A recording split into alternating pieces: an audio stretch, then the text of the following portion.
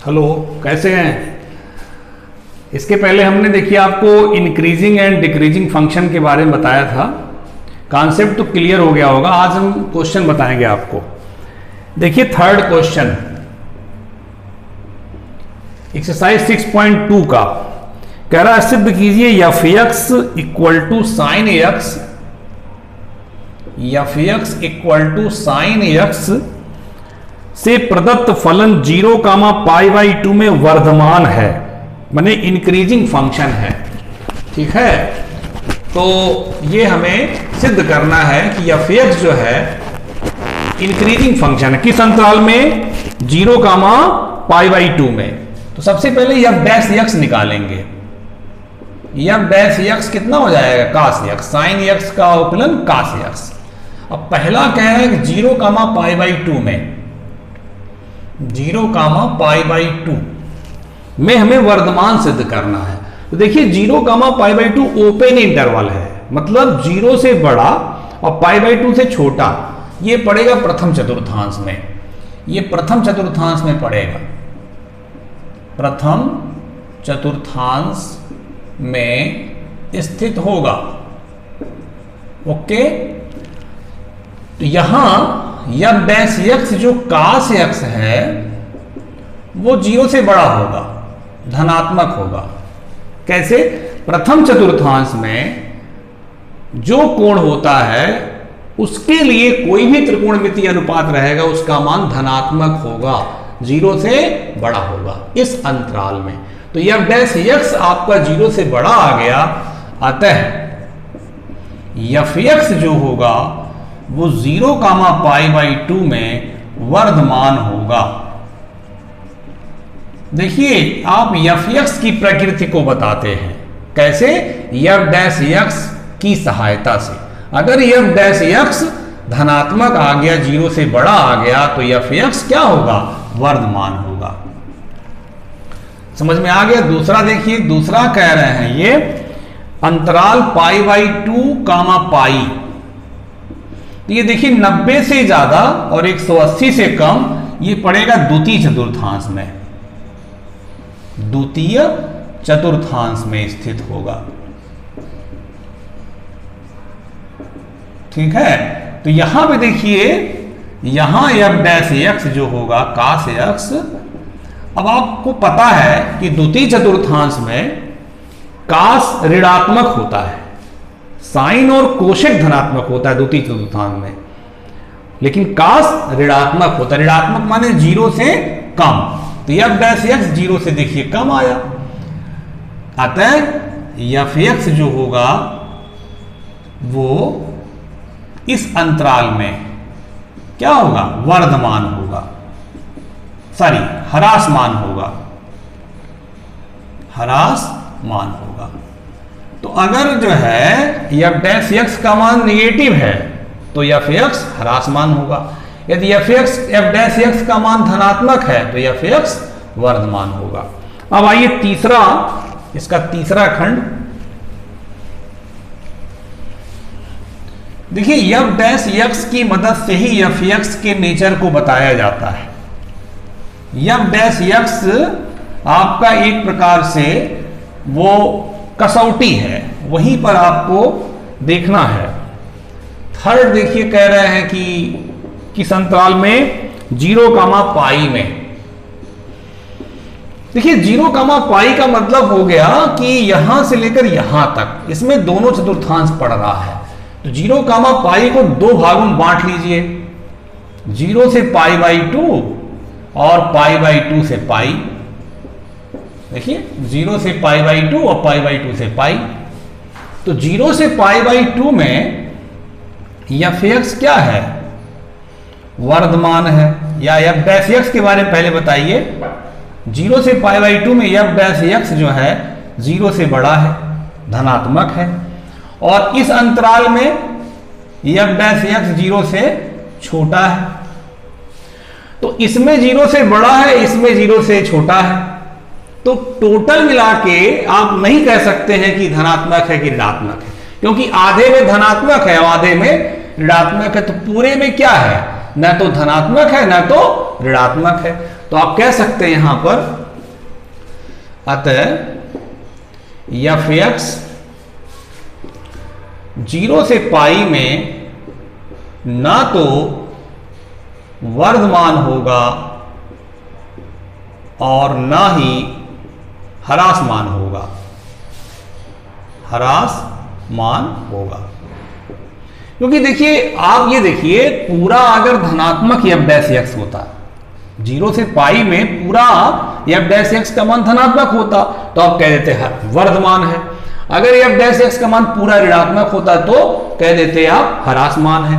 लेकिन आधे में धनात्मक है और आधे में ऋणात्मक है, तो आप कैसे पूरे के लिए कह सकते हैं कि ये ह्रासमान है या वर्धमान है? तो पूरे के लिए न ह्रासमान है न वर्धमान है। ठीक है, ये आपका ऐसे आप बना दीजिए, एग्जाम में आप चार्ट टाइप बना दीजिएगा, फर्स्ट क्लास लगा दिए, कोई प्रॉब्लम नहीं है। अब देखिए चौथा क्वेश्चन। अब चौथे क्वेश्चन से ये अंतराल आपसे पूछेंगे कि अंतराल बताइए कि किस अंतराल में फंक्शन इंक्रीजिंग होगा और किस अंतराल में फंक्शन डिक्रीजिंग होगा। देखिए चौथा सवाल, अब आपको ये काफी अच्छे सवाल यहां से मिलने शुरू हो जाएंगे और ज्यादातर सवाल इसी के हैं। अंतराल ज्ञात कीजिए जिनमें function f x equal to 2x square minus 3x से प्रदत्त फलन वर्धमान और दूसरा ह्रासमान।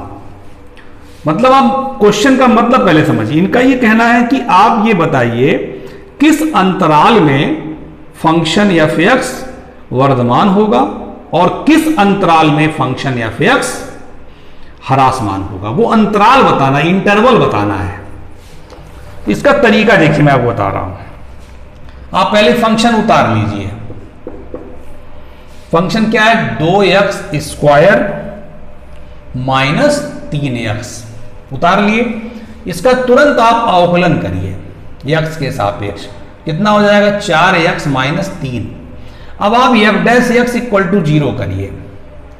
अब f dash x equal to 0 लेने पर, ये नियम है। अभी मैं देखिए हमें वर्धमान सिद्ध नहीं करना है, बल्कि ये बताना है किस अंतराल में एफ एक्स वर्धमान होगा, किस अंतराल में एफ एक्स ह्रासमान होगा, ये हमें बताना है।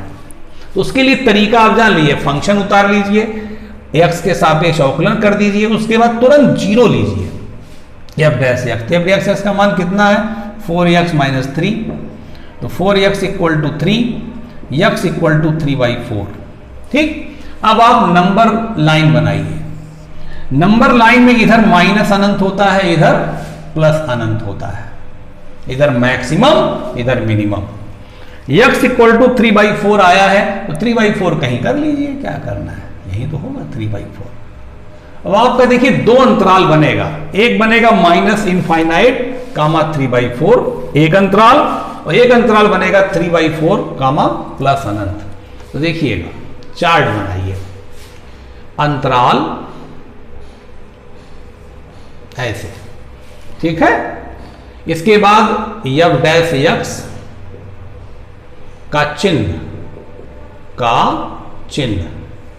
फिर एफ एक्स की प्रकृति, एफ एक्स की प्रकृति, नेचर ऑफ एफ एक्स, मतलब एफ एक्स वर्धमान होगा कि ह्रासमान, इसमें लिखेंगे। एफ डैश एक्स का चिन्ह माने नेगेटिव होगा पॉजिटिव, इसमें लिखेंगे। और अंतराल आप लिखेंगे। देखिए एक्स का एक मान आया है तो यहां पे 3/4 तो नंबर सिस्टम में बीच में आ गया, कहीं होगा। पहला अंतराल होगा माइनस अनंत कामा 3/4, ये ओपन इंटरवल रखिएगा। इसका मतलब ये होगा माइनस अनंत से बड़ा और 3/4 से छोटा। तो 3/4 से छोटा आप सोचिए यहां रखेंगे जब एफ डैश एक्स में, एफ डैश एक्स में एक्स की जगह 3/4 से छोटा रखिए। अभी 3/4 रख देंगे तो 0 आ जाएगा। 3/4 से छोटा 3/5 हुआ, 3/4 से छोटा 3/5, 3/6, 3/10, कुछ भी तो छोटा रखिए। 3/6 ही रख दिए, 3/5 रख दीजिए। तो ऐसे मौखिक है ना। देखिए तो ये हो जाएगा 12/5 माइनस 3, 5 3 15। देखिए नेगेटिव आ जा रहा है, मतलब x की जगह 3/4 से छोटा माइनस अनंत से बड़ा, आप यहां पे रखेंगे तो एफ डैश एक्स का देखिए धन आता है कि ऋण आता है, चिन्ह हमें देखना है। तो देखिए ऋण आ रहा है, 3 5 15 12 में से 15 गया माइनस, नेगेटिव आएगा। नेगेटिव आएगा तो एफ एक्स क्या है, वर्धमान है। ये हो गया एफ एक्स। अब दूसरा अंतराल देखिए 3/4 ओपन इंटरवल ही लेंगे, कामा अनंत, ये अंतराल लेंगे। अब इसका मतलब 3/4 से बड़ा, 3/4 से बड़ा और अनंत से छोटा। तो 3/4 से बड़ा आपका 3/3 होगा, माने 1। देखिए 1 रखिए, कितना आएगा, धन आएगा। देखिए 3/2 रखिए, 3/2 रख दीजिए, कोई भी एक रख के देखिए। मतलब ये नहीं है कि आपका धन भी आ गया ऋण भी आ गया। अगर ऐसा भी हो गया धन भी आ गया ऋण भी आ गया तो न वर्धमान न ह्रासमान। तो 1 2 मान रख के देख लीजिए। 3/4 से बड़ा अनंत से छोटा, माने इधर जो लिखा रहता है उससे बड़ा इधर जाते हैं, इधर जाते हैं उससे बड़ा, और इधर जाते हैं उससे छोटा। तो ये 3/4 से छोटा माइनस अनंत से बड़ा रख के देखें इसमें, तो एफ डैश एक्स का मान ऋणात्मक आ रहा है। 3/4 से बड़ा अनंत से छोटा, 3/4 से बड़ा 3/3, 3/3 माने 1 रखे थे तो धनात्मक आया। 3/2 देखिए रख रहे हैं 6 में से 3 के धनात्मक आएगा। धनात्मक आने क्या है, वर्धमान है। ये सारी ह्रासमान, ये नेगेटिव के लिए देखिए ऐसी गलती, देखिए ये जल्दी में हो जाता है, और तो मैं आपको कॉन्सेप्ट पता है। एफ डैश एक्स का मान नेगेटिव आने पर एफ एक्स ह्रासमान होगा। आप इतनी देर परेशान हुए हुए मार्ट साहब वर्धमान लिखे पड़े है ना, कोई बात नहीं, अभी हम खड़े हैं। तो एफ डैश एक्स का मान अगर ऋणात्मक आ गया तो एफ एक्स का मान ह्रासमान, और एफ डैश एक्स का मान धनात्मक आ गया तो एफ एक्स वर्धमान। तो नीचे लिखिए अंतराल माइनस अनंत से 3/4 में एफ एक्स क्या होगा, ह्रासमान होगा, तथा 3/4 कामा अनंत में एफ एक्स वर्धमान होगा। समझ में आया? खूब अच्छे से इसको देखिए, बहुत इजी है, बहुत इजी है। और सवाल बता रहे हैं, चलिए इसको नोट कर लीजिएगा। एक और बता रहे हैं, ठीक है, अच्छे से देखिए, अंतराल वाला एग्जाम में आता है।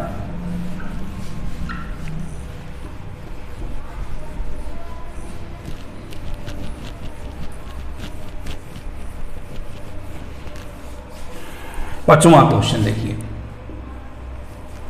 कह रहा अंतराल ज्ञात कीजिए जिसमें फंक्शन एफ एक्स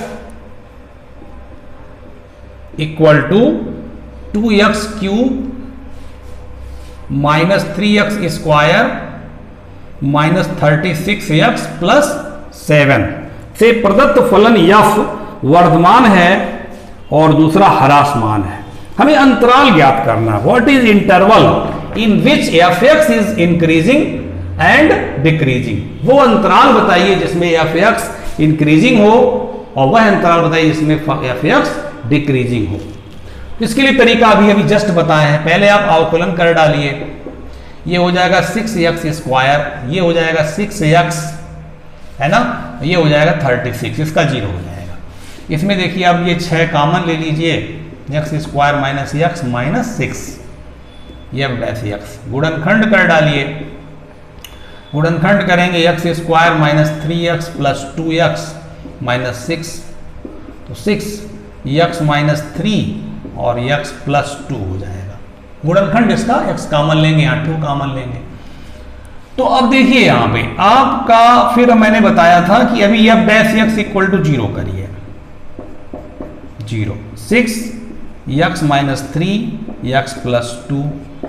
देखिए x का 2 मान आएगा, एक आएगा -2, एक आएगा 3। x + 2 = 0, x = -2, x - 3 = 0, x = 3। अब अंतराल बनाइए, एक तरफ माइनस अनंत, एक तरफ प्लस अनंत। -2 है, चलिए -2, 3 है, यहां 3 लिख दीजिए। अब देखिए अंतराल कौन कौन बनेगा, ध्यान दीजिएगा, कॉलम बनाने जा रहे हैं। अंतराल एक कॉलम, एफ डैश एक्स का जितना खंड आया है इस खंड में हमें एक्स का वैल्यू रखना पड़ेगा। तो हम अलग अलग करके देखिए, बहुत सरलता से बता रहे हैं, बहुत आसान आपको बताएंगे। ये देखिए इतना खंड है ना, 6x माइनस 3 का चिन्ह पहले एक कॉलम बना लीजिए। इकट्ठे लोग बता देते हैं ना तो कठिन पड़ता है। इसका चिन्ह, फिर इसका चिन्ह, इसका चिन्ह और फिर f डैश x का चिन्ह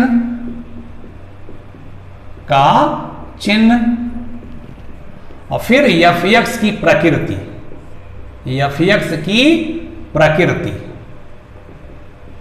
ठीक है, देखिए हमारा जो मेन मकसद है ये पता करना f डैश x का चिन्ह क्या होगा।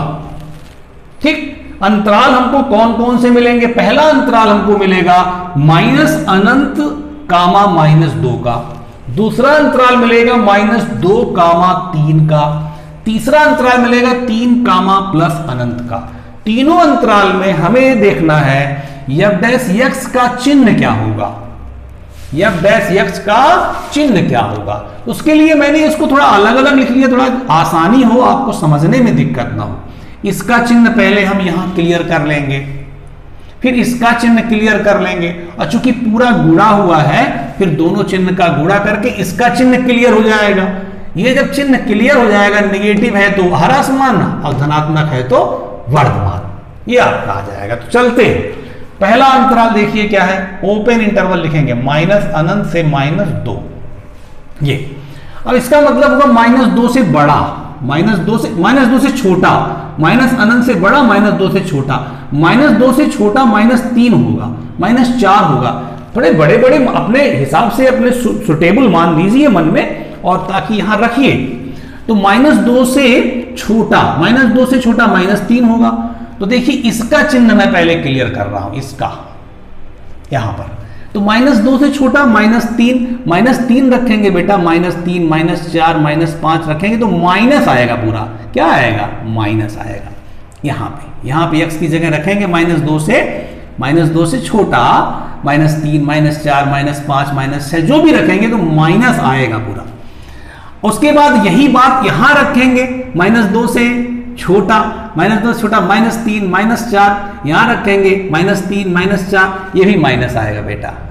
अब दोनों का, इसका और इसका गुणा देखिए यहां हुआ है ना, इसके लिए दोनों का गुणा हुआ है। जब दोनों का गुणा कराएंगे आप तो माइनस माइनस का गुणा क्या आ जाएगा? प्लस। और जब f डैश x पॉजिटिव आ गया तो f(x) क्या होगा? वर्धमान होगा। ये आपका आ गया, इस अंतराल में आ गया। अब इस अंतराल में चलिए, माइनस 2 कामा 3, माइनस 2 कामा 3 का मतलब हुआ माइनस 2 से बड़ा और 3 से छोटा। तो 3 से छोटा आपका 2 होगा, 1 होगा, होंगे तो दशमलव सम बहुत होंगे, लेकिन हम अपने सुटेबल लेकर के देख लें कि उसका चिन्ह क्या आता है, इसका चिन्ह क्या है। तो 3 से छोटा 2 होगा, 2 रखिए, 2 रखेंगे आप तो माइनस आएगा, और छोटा रखिए 1 रखेंगे तो माइनस आएगा, तो ये माइनस आएगा, पक्का माइनस आएगा। और देखिए यहां रखिए 3 से छोटा 2 रखेंगे, है ना, 2 रखेंगे तो आपका प्लस आएगा, 1 रखेंगे तभी प्लस आएगा, 0 रखेंगे तभी प्लस आएगा, माइनस 1 रखेंगे तभी प्लस आएगा। माइनस 2 रख नहीं सकते क्योंकि ओपन इंटरवल है, माइनस 2 रखने 0 आ जाएगा। तो माइनस 2 से बड़ा रखना, 3 से छोटा रखना है, यहां रखेंगे तो क्या आएगा? पॉजिटिव आएगा। तो पॉजिटिव, नेगेटिव और पॉजिटिव का गुणा देखिए दोनों पूरा है ना। ये बहुत लोग क्या करते हैं ना, इकट्ठा इसको करवाते हैं तो उसी में लड़का जो है फंस जाता है। अलग इसका कर दी, अलग इसका कर दी, फिर दोनों का गुणा करा दी, f डैश x का चिन्ह पता चल जा रहा है। तो माइनस का गुणा प्लस में माइनस, माइनस आ गया तो क्या हो गया? हरासमान होगा। एक अंतराल और बचा हुआ है, 3 कामा अनंत। इसका मतलब 3 से बड़ा, 3 से बड़ा, अनंत से छोटा, 3 से बड़ा 4, 5, 6, 7, 8, 9 इसमें रखिए। 3 से बड़ा रखेंगे तो धनात्मक आएगा, पक्का हो गया। इसमें रखिए 3 से बड़ा, तो क्या आएगा? धनात्मक आएगा। तो धनात्मक धनात्मक का गुणा धनात्मक आएगा और वर्धमान हो जाएगा। इसके चिन्ह से हरासमान वर्धमान तय होता है। ठीक है, ये बंद कर दीजिए। अब यहां लिख सकते हैं अतः, किसमें किसमें वर्धमान आया है? इसमें और इसमें लिख दीजिए। अतः माइनस अनंत माइनस 2 तथा 3 कामा अनंत में f(x) वर्धमान होगा, वर्धमान होगा, तथा इसमें -2, 3 में f(x) ह्रासमान होगा। तो यही इनका सवाल था, किस अंतराल में वर्धमान होगा, किस अंतराल में ह्रासमान होगा। आप अंतराल बता दिए, यही आपका क्या हो गया आंसर। मेरे ख्याल से समझ बहुत अच्छे से आया होगा। अब आपको नेक्स्ट क्वेश्चन, अगले क्वेश्चन आपको अगली वीडियो में मिलेगा, ठीक है। ओके बेटा।